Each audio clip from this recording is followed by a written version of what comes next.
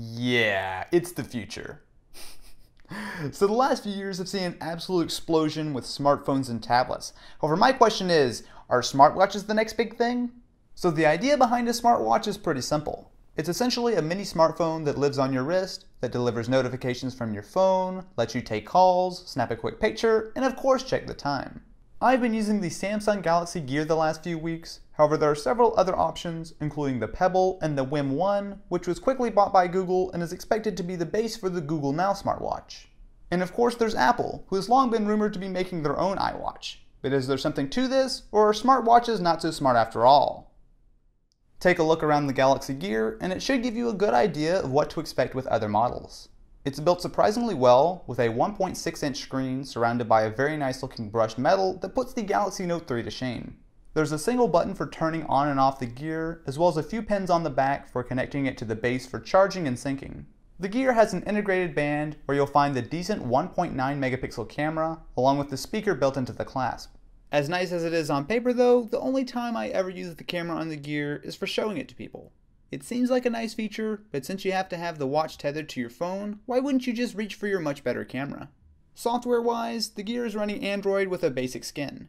It works well enough, with a swipe from the top to bring you back, and swiping left to right will bring you through your different options.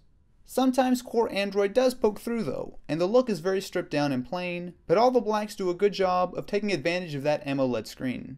You can also download apps for the Gear. The selection is tiny right now, and what is available is pretty limited. I can imagine a few things being useful on a smartwatch, but for the most part it's better to just grab your phone and use a full-sized app. And at that point, once I have 1 million subscribers, I should be able to take over YouTube. So the Galaxy Gear also takes calls. So it might not be the most practical thing in the world, as the speaker is fairly quiet and it's a little weird to talk to your watch in public. However, it's probably one of the coolest inner geek things that I've done in a long time. One thing that's a little disappointing with the Galaxy Gear are the notifications. It's great to be able to glance down at what's going on quickly, but unless it's a call or text, you'll have to go to your phone to actually read the notification.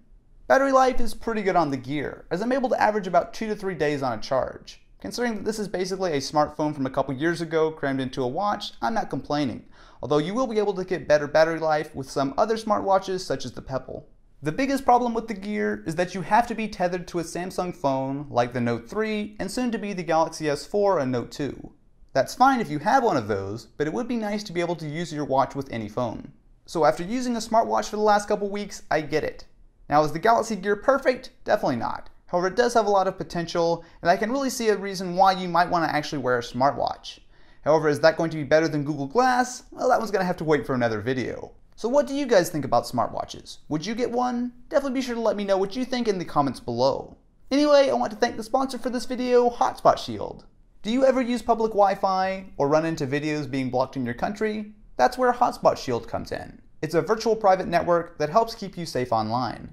It allows you to surf the web anonymously with an encrypted tunnel between you and the internet, which is great for privacy as well as keeping you safe from malware and identity theft. With Hotspot Shield, you get a single universal account that works across all of your devices, including Android, iOS, or your Mac or Windows computer.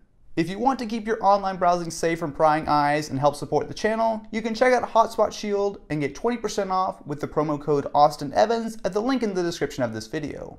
Thank you so much for watching. If you enjoyed, definitely be sure to subscribe to the channel so you're always kept up to date with the latest and greatest. Anyway, I will catch you guys next time.